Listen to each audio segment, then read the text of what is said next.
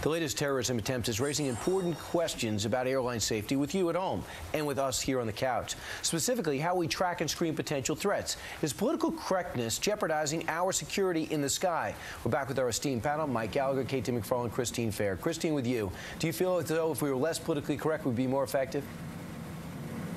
I don't see how this is a politically correct issue. It sounds very convenient that we can profile folks. The problem is we really don't have a good handle on what are the characteristics of a specific kind of terrorist, particularly those that self-radicalize. It's far from obvious that this fellow would appear in any sort of list of characteristics of a profile. And I'm not opposed to profiling. I want to be very clear. Are you kidding me? But how about, you mean the guy whose own father? Let me finish my point.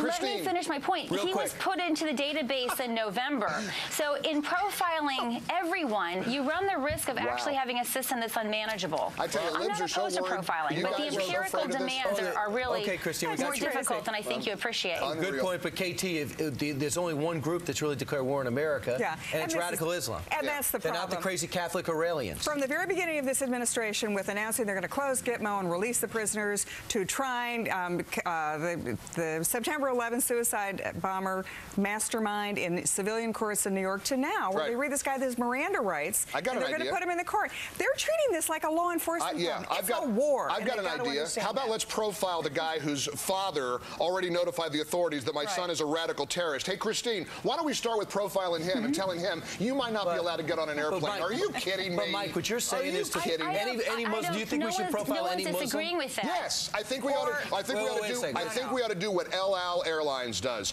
Ask anybody who knows El Al what they do with Palestinians who attempt to board El Al. We should take anybody who's a known Muslim and put them in a separate line. Call it a VIP line. That is so preposterous. No, it's not. One-third of the world's population is Muslim. A VIP line, Christine. Don't worry. If you're going to treat every single Muslim in this way, it's simply untenable. It's unpractical. It's fear-mongering. Who are you afraid of offending? I have no problems offending anyone.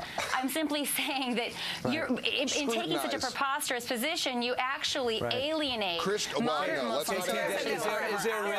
Is there a risk, KT? There's a middle ground here. There has to be a middle ground. There is a middle ground. There needs to be an empirically driven approach to this. Hold it, Christine, real quick. There's a middle ground here. You don't have to do this to everybody who's a Muslim, but you do have to do some. You do have to do some profiling. Napolitano's point is there are too many on this list. We can't figure it out.